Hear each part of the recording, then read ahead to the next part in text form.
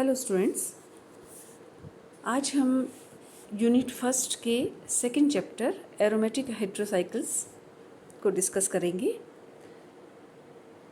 पहले देखते हैं कि एरोमेटिक हेटेरोसाइकिल्स होते क्या हैं। ये वो हेटेरोसाइकिल्स हैं जिसमें प्लेनर या लगभग प्लेनर साइक्लिक कॉन्जुगेशन होता है। या तो वो पूरी तरह प्लेनर होंगे या लगभग प्लेनर। तो पहली कंडीशन एरोमेटिक हेटेरोसाइकिल्स के लिए ये है कि वो प्लेनर या नियरली प्लेनर होते हैं। दूसरी कंडीशन ये कि वो उनमें जो डीलोकलाइज्ड पाई इलेक्ट्रॉन्स हैं उनका नंबर 4n+2 होता है। n की वैल्यू 1 2 3 होल नंबर में होगी और जिनमें भी 4n+2 डीलोकलाइज्ड पाई इलेक्ट्रॉन्स होंगे वही एरोमेटिक हेटेरोसाइकिल्स कहलाएंगे। तो ये दो कंडीशंस एरोमेटिक हेटेरोसाइकिल्स के लिए, पहली प्लेनर और नियरली प्लेनर सिस्टम और दूसरा 4n+2 डीलोकलाइज्ड पाई इलेक्ट्रॉन्स। तो एरोमेटिक हेटेरोसाइकिल्स नॉन एरोमेटिक हेटेरोसाइकिल्स से थोड़े अलग होते हैं इन टर्म्स ऑफ स्टेबिलिटी। ये ज़्यादा स्टेबल होते हैं और इसीलिए ये एडिशन रिएक्शंस की बजाय सब्स्टिट्यूशन रिएक्शंस देते हैं ताकि उनकी एरोमेटिसिटी रिटेन रहे, वो डिस्टर्ब नहीं हो। और कुछ स्पेशल इनकी स्पेक्ट्रोस्कोपी कैरेक्टरिस्टिक्स भी होती हैं। तो एरोमेटिक हेटेरोसाइकिल्स थोड़े से डिफरेंट होते हैं नॉन एरोमेटिक हेटेरोसाइकिल्स से।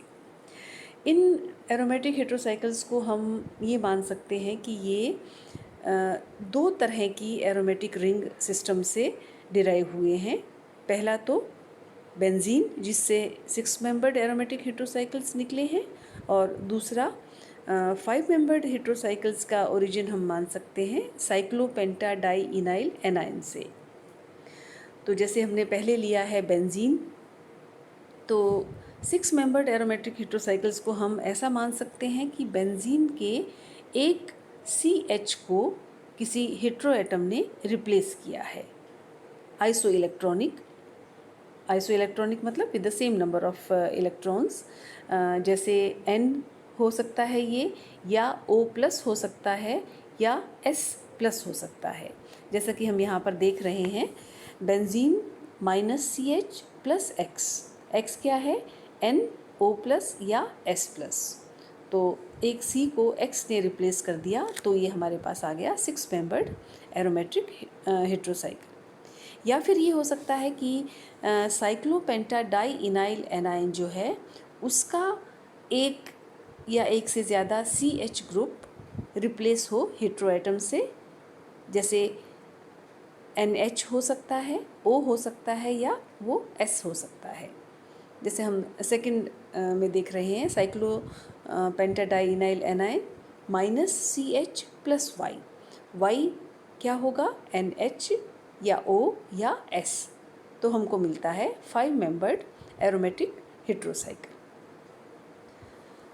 तो अब हम देखते हैं इनका केमिकल बिहेवियर जो है वो किस तरह से अफेक्ट होता है हेटेरो एटम से। पहले हम लेते हैं 6 मेंबर्ड एरोमेटिक हेटेरोसाइकिल। क्योंकि 6 मेंबर्ड एरोमेटिक हेटेरोसाइकिल को हम ये मान रहे हैं कि ये बेंजीन रिंग से बना है by the replacement of CH group by the electronegative hetero atom. तो इसलिए इनका केमिकल बिहेवियर हम बेंजीन के समान मान सकते हैं। लेकिन फ़र्क क्या है कि बेंजीन रिंग जो है वो सिमेट्रिकल है, ज्यों के ज्यों कार्बन एटम है। जैसे ही हमने एक या एक से ज़्यादा कार्बन एटम को रिप्लेस किया हेटेरो एटम से, ये सिमेट्री डिस्टर्ब हो गई। दूसरा इफेक्ट क्या हुआ कि हेटेरो एटम क्योंकि इलेक्ट्रोनेगेटिव है, वो रिंग के कार्बन एटम से इलेक्ट्रॉन विड्रॉ करेगा। इलेक्ट्रॉन विड्रॉ कर रहा है तो रिंग कार्बन एटम्स पर इलेक्ट्रॉन की डेफिशिएंसी हो जाएगी। तो इसीलिए हम 6 मेंबर्ड हेटेरोसाइकिल्स को कहते हैं पाई डेफिशिएंट एरोमेटिक हेटेरोसाइकिल्स, क्योंकि हेटेरो एटम जो है बीइंग इलेक्ट्रोनेगेटिव, वो इलेक्ट्रॉन विड्रॉ कर रहा है रिंग से। तो रिंग जो है वो पाई डेफिशिएंट हो जाती है। और जैसे जैसे हम एक के बाद एक और हेटेरोएटम इंट्रोड्यूस करते जाएंगे, वैसे वैसे ये इलेक्ट्रॉन विड्रॉइंग इफ़ेक्ट बढ़ेगा और जो इलेक्ट्रॉन डेफिशिएंसी है रिंग कार्बन एटम्स पर वो भी बढ़ेगी। तो जैसे मैंने नीचे दिखाया है कि अगर हम इलेक्ट्रॉन डेंसिटी बेंजीन में हर कार्बन एटम पर 1 माने, तो जब हम उसके एक CH को X से रिप्लेस करते हैं तो इलेक्ट्रॉन डेंसिटी वो 1 से कम हो जाएगी due two electron withdrawal effect of electronegative heteroatom.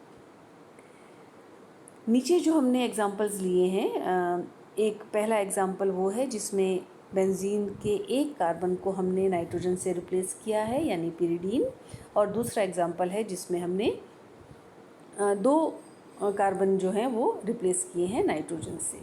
तो इसमें आप जो देख रहे हैं नंबर, वो है इलेक्ट्रॉन डेंसिटी जो कि मॉलिक्यूलर ऑर्बिटल कैलकुलेशन से कंफर्म हुई है।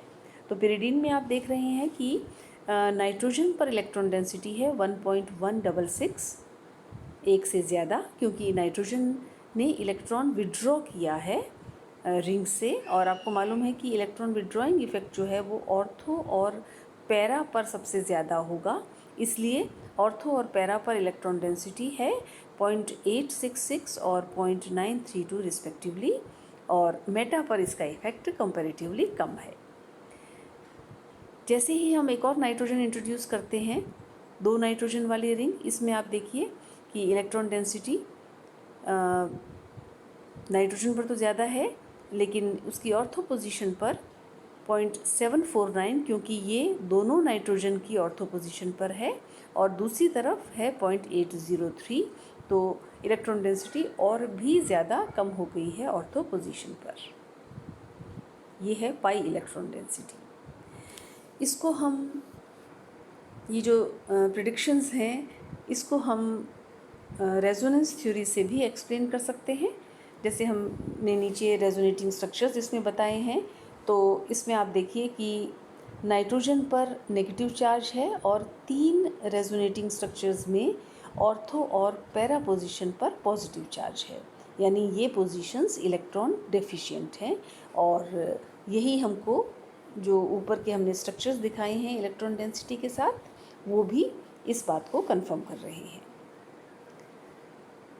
नेक्स्ट लेते हैं 5 मेंबर्ड एरोमेटिक हेटेरोसाइकल्स। 5 मेंबर्ड एरोमेटिक हेटेरोसाइकल्स जो हैं उनको हम ये मानते हैं कि वो साइक्लोपेंटाडाइइनाइल एनाइन से डिराइव किए गए हैं, और हेटेरोएटम का जो लोन पेयर है वो भी साइक्लिक डीलोकलाइजेशन में इन्वॉल्व हुआ है, पाई इलेक्ट्रॉन्स की साइक्लिक डीलोकलाइजेशन में।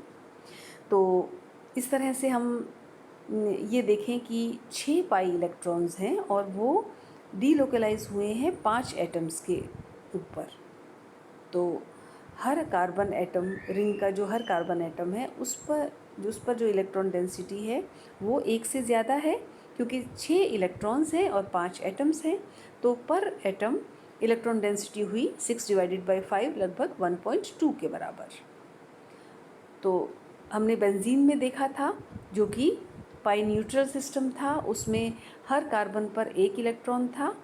दूसरी तरफ ये जो 5 मेंबर्ड रिंग है इसमें 1.2 इलेक्ट्रॉन है पर एटम, इसलिए इन सिस्टम्स को 5 मेंबर्ड एरोमेटिक हेटेरोसाइकल्स को पाई एक्सेसिव एरोमेटिक हेटेरोसाइकल्स कहते हैं। बेंजीन वाले 6 मेंबर्ड को पाई डेफिशिएंट और 5 मेंबर्ड को पाई एक्सेसिव एरोमेटिक हेटेरोसाइकल्स।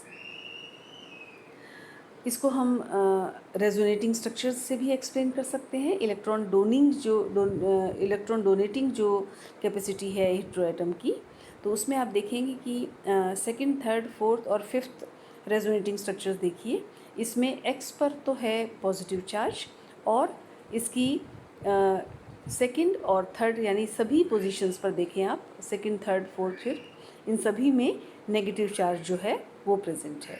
तो पाई इलेक्ट्रॉन्स का एक्सेस है सभी चारों कार्बन एटम्स पर।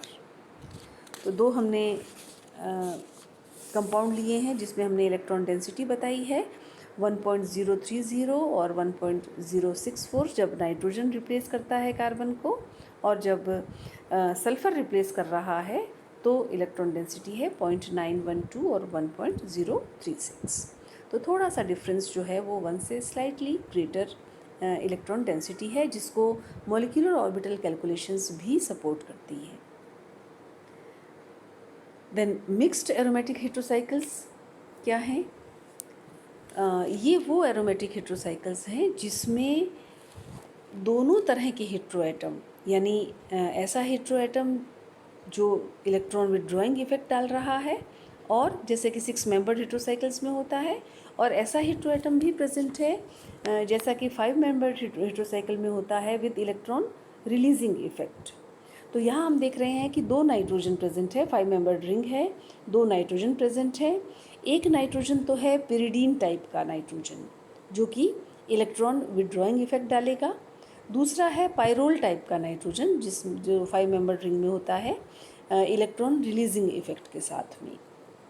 तो ये मिक्स सिस्टम्स हैं with the characteristics of both pi deficient and pi excessive aromatic हेट्रोसाइकल्स।